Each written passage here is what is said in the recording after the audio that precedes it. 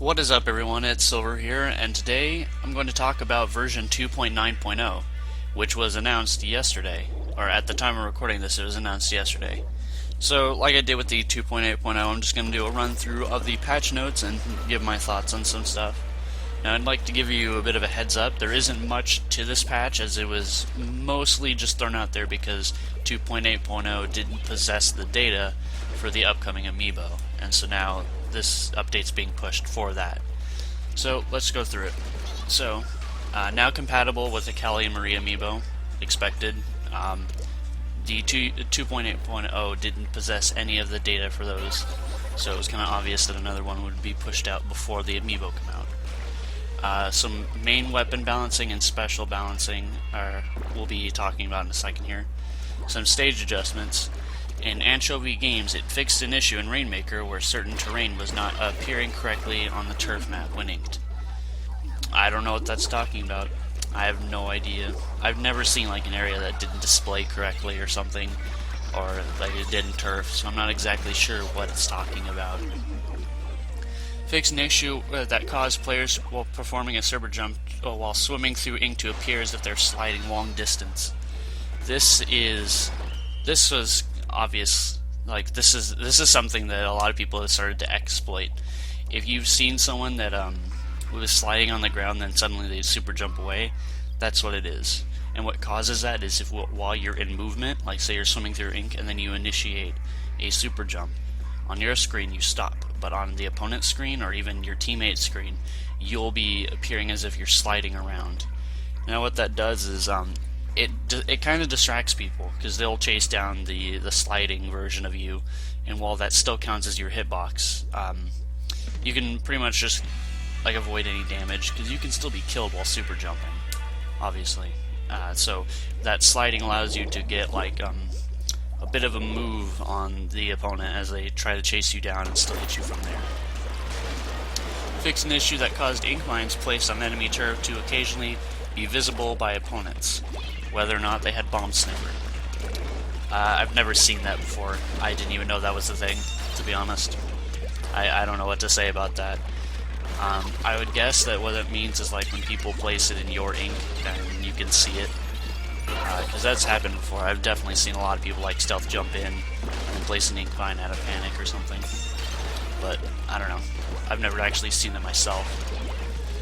So that's all like the basic stuff. So let's get into the weapons and specials, which once again there isn't much to it, so bear with me here. So these are listed in a very odd way, but I assure you this affects all dynamo rollers.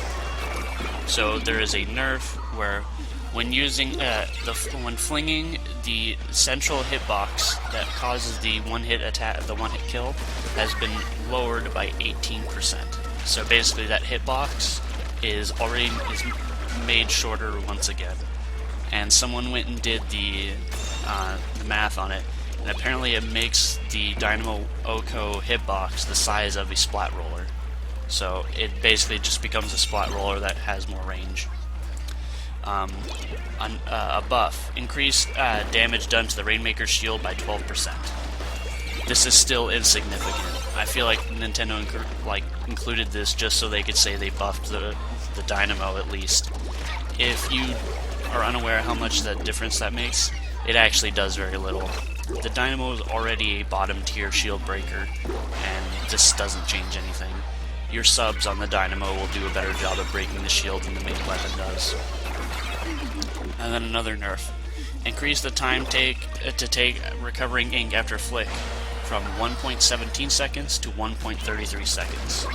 This is getting up there to be 1.5 seconds, and Nintendo just really hates the Dynamo, I swear. They just keep nerfing this thing to high hell. And this probably, I mean, there are people saying this is going to make a huge difference, but I doubt that. That's only a few milliseconds, so I don't know. Weapon or special adjustments. Bubbler. Decrease the time for Bubbler from 5 seconds to roughly 4.5 seconds. So you lose half a second of your Bubbler. Not really too worried about that. I think that was kind of good because people that play off through specials like that deserve that. And then a buff to Bubbler is that you will, on special duration, is more efficient. So if you stack special duration, good for you. You've got that going for you now. Kraken, it goes from lasting 6 seconds to 5 seconds. I guess that's fair. You know, another thing, people that play out those kind of specials should feel like they should get that. I feel like people, like, there are obviously people that just only play from their specials. Like, you see all the people with like 3 mains, 9 subs of special charge up. It's like those kind of people deserve to get, like, these nerfs are for those kinds of people. Those kind of people don't deserve to play off that. And then once again, special duration is more effective on Kraken. And that's it. That's all of 2.9.0. As I said, there isn't much to it, so I apologize if there isn't like anything real here, but that's all we have. So I hope everyone enjoyed, and the link to this will be in the description. I didn't include it the first time in the 2.8.0 video. Someone actually had to mention that I didn't include it. So that will be in the description if you want to read this yourself. So yeah, thanks for watching everyone, and I will see you all later.